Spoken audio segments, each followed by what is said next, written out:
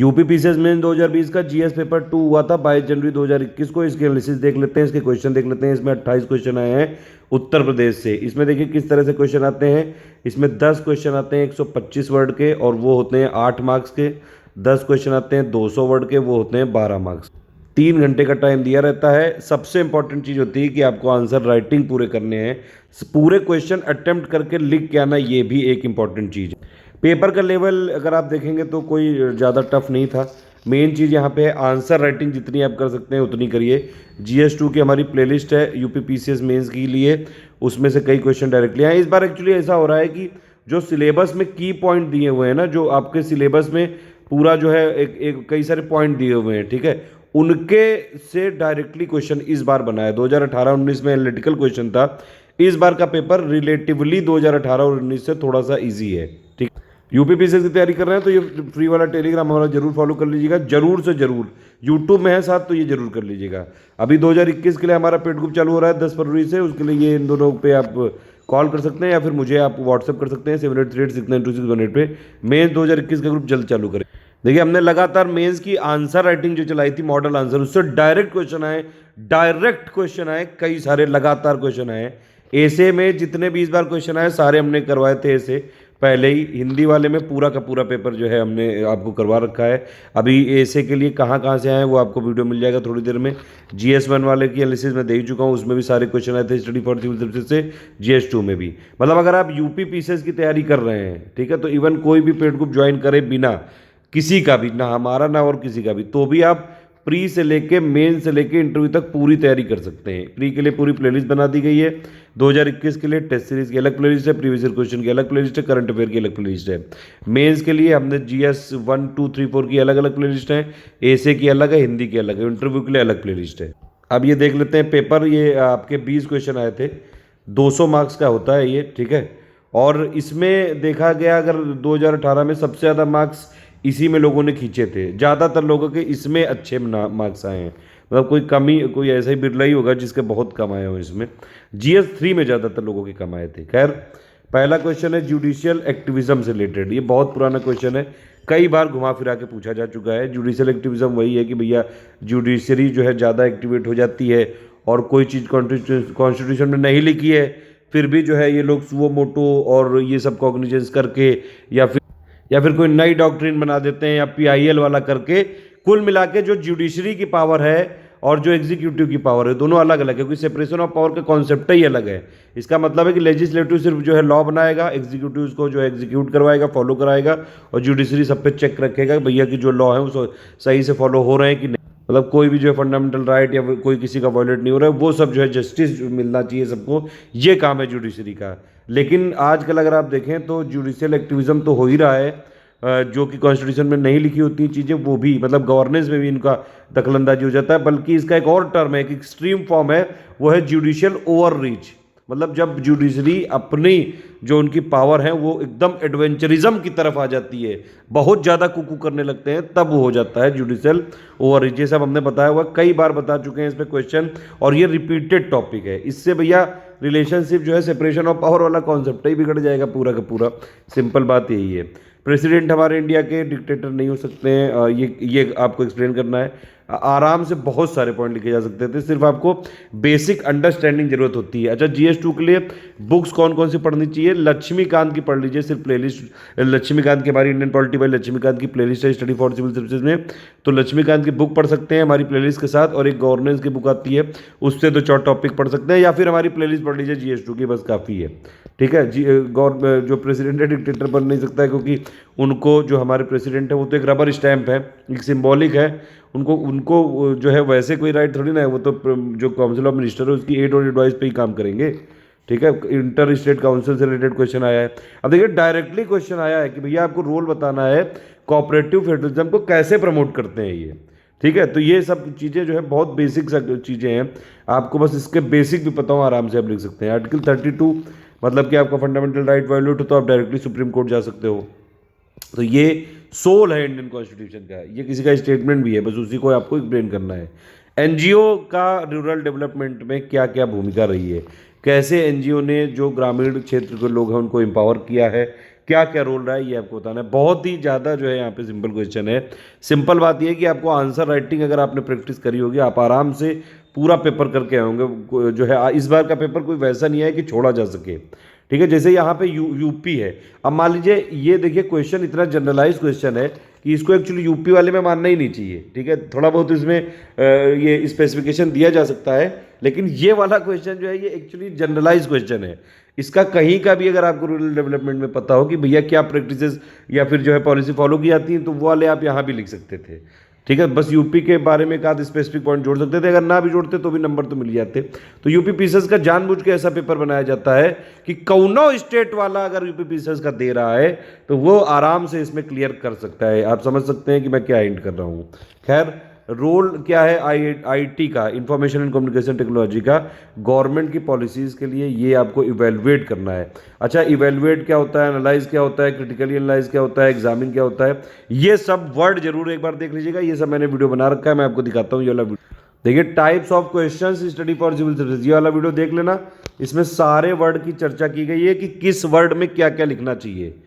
जब भी आप मेंस में यहाँ पे कोई पेपर अगर लिखने जाए तो आप एक बात ये ध्यान रखा करिए, एटलीस्ट 3-4 सेकंड इस क्वेश्चन को जरूर पढ़ा करिए कि ये पूछ क्या रहा है। मतलब ये नहीं कि बस आपने एक वर्ड देखा और उसमें लिखना चालू कर दिया, पेलम पेल मचा दिया वहाँ पे, ये नहीं। आप पहले उसको देखिए भैया 3-4 सेकंड की क्या पूछ रहा है। वो एनालाइज करने को पूछ रहा है, इवेलुएट कर रहा है, न्यूमरेट कर रहा है, क्रिटिकल एनालाइज कर रहा है, क्या कर रहा है, ये प्लीज़ जरूर देखा करिए।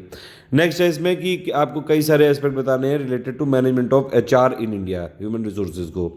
यूपी ने क्या एफर्ट किए हैं मल्टीनेशनल कंपनी को अट्रैक्ट करने में, उससे रिलेटेड यहाँ पे बताना है। कई सारे जो बीच बीच में गवर्नमेंट ऑर्गेनाइज कराती रहती है, उस वही सारे जो है चीज़ों को यहाँ पे बताना है, स्कीम्स को प्लस कई सारे प्रोग्राम को।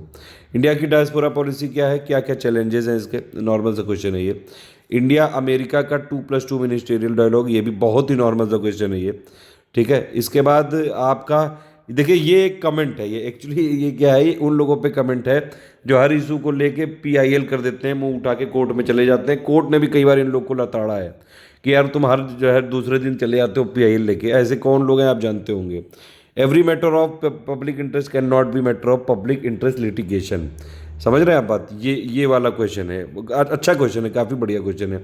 आप टेंशन मत लीजिएगा, ये 2018, 19, 20, ठीक है, यूपी पीसीएस के ये 3 साल के पेपर हो गए करीबन, इसमें 240 क्वेश्चन हो गए। हम इसकी अलग से एक सीरीज चलाएंगे, उसमें पूरा डिटेल्ड आपको इस मॉडल आंसर इसका लिख के दिखाएंगे, कैसे इंट्रोडक्शन करते हैं, कैसे कंक्लूजन करते हैं, सब करवाएंगे। और ऑलरेडी मेंस की मॉडल आंसर राइटिंग करवाते रहते हैं लगातार, हमने आपको दिए 120 से ज़्यादा वीडियो दे चुके हैं। और कई सारे क्वेश्चन यहाँ से आए हैं। पेड ग्रुप में जो हमारे लोग हैं, हमने उनको 3-4 दिन पहले एक कंपाइलेशन दिए थे 4, उनमें से सारे क्वेश्चन आ गए हैं जीएस 1-2 में, 3-4 में। अभी तक 3-4 तो हुआ नहीं, 1-2 में आ चुके हैं। उन लोगों को बहुत फ़ायदा हुआ होगा और उन्होंने देखा होगा लास्ट टाइम में जो कंपाइलेशन दिया गया है उससे कितना फ़ायदा हुआ है। ये सारे वीडियो पे पहले ही हम लोग बना चुके हैं। क्या प्रॉब्लम फेस कर रहा है election commission as an institution, आपको समझ सकते हैं क्या क्या प्रॉब्लम। जो है विपक्षी पार्टी हार जाती है तो वो कुकू करने लगती है कि ईवीएम हैक हो गया, और जो है ये सारी चीज़ें, बहुत सारी समस्याएं, कोई भी उंगली उठा देता है वगैरह इलेक्शन कमीशन से के ऊपर। और क्या एज ए इंस्टीट्यूशन क्या क्या जो है इसमें चैलेंजेस हैं, ये सारी चीज़ें आपको यहाँ पर डिस्कस करनी है और सॉल्यूशन भी बताना है। देखिए, अगर आपने क्वेश्चन ठीक से ना पढ़ा तो फिर आप ये वाला चीज़ सिर्फ इतना ही बता पाएंगे। फंक्शन क्या है जो है फाइनेंस कमीशन के, अब देखिए डायरेक्ट क्वेश्चन है कि नहीं है। लक्ष्मीकांत आपको अगर पढ़ी होती आराम से कर देते। इमर्जिंग रोल जो है फिजिकल फेडरलिज्म में, ये वाले पॉइंट भी आराम से लिखे जा सकते थे। कौन कौन से मेजर प्रेशर ग्रुप है इंडियन पॉलिटिक्स में, एग्जामिन दे रूल। सीधा सीधा लक्ष्मीकांत का पॉलिटी का ये चैप्टर है ये, ठीक है। लक्ष्मीकांत का 5th एडिशन में करवा चुका हूँ, 6th एडिशन जल्द कराऊंगा। वो प्री वाले मेंस वाले दोनों लोग देख लेना, ठीक है। ई गवर्नेंस से भैया एडमिनिस्ट्रेटिव सिस्टम कैसे सिटीजन सेंट्रिक बन गया है, क्या ई गवर्नेंस को और ज़्यादा पार्टिसिपेटिव बना सकते हैं। जो आजकल डिजिटल गवर्नमेंट, ई क्रांति, सारी चीज़ों में जो डिजिटाइजेशन घुस रहा है उससे क्या फ़ायदा हुआ है, वो सारी चीज़ें यहाँ पे और लिखनी है। पार्टिसिपेटिव मतलब क्या लोगों को और इन्वॉल्व कर सकते हैं, ये वाली चीज़ें पूछी गई है। सरकार लोगों को इन्वॉल्व करने की बात यहाँ पे पूछ तो रही है, करती तो है नहीं कभी कोई चीज़ों में। किसी चीज़ में अगर लोग आवाज़ उठाते हैं तो तुरंत जो है इनके पुलिस वाले मारने पीटने लगते हैं।